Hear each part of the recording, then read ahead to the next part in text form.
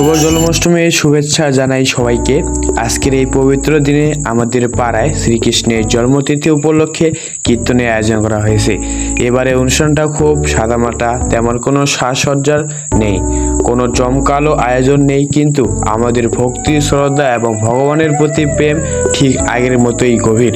আসুন এই পুণ্যের দিনে কীর্তন, পূজা এবং প্রসাদ নিবেদনের কিছু মুহূর্ত আপনাদের সামনে তুলে ধরি। আমাদের পাড়ায় পরিবেশ আজ শান্ত ও সাদামাটা। শ্রীকৃষ্ণের জন্মতিথি উপলক্ষে বিশেষ কোনো সাজসজ্জা না থাকলেও ভক্তদের মন থেকে যে ভক্তি এবং ভালোবাসা, আসলে সেটাই আসল সৌন্দর্য। এখন দেখুন কীর্তন চলছে, ভক্ত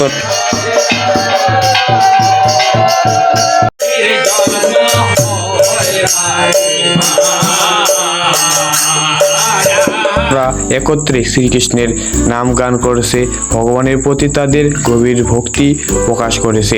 কীর্তনের সুরে যেন শ্রীকৃষ্ণের উপস্থিতি অনুভব করা যায়। এবার চলছে শ্রীকৃষ্ণের পূজা। ভক্তরা ফল, ফুল এবং প্রসাদ নিবেদন করেছে ভগবানের চরণে। এই সাদামাটা পূজার কোনো আড়ম্বর না থাকলেও ভক্তির যে বিশুদ্ধতা তা ঠিকই অনুভব করা যায়।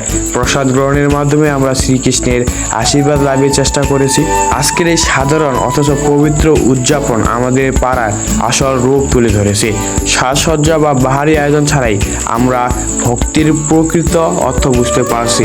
শ্রীকৃষ্ণের আশীর্বাদ আমাদের জীবনে শান্তি ও সুখ বয়ে আনুক। সবাইকে আমার শুভ জন্মাষ্টমীর শুভেচ্ছা, ধন্যবাদ।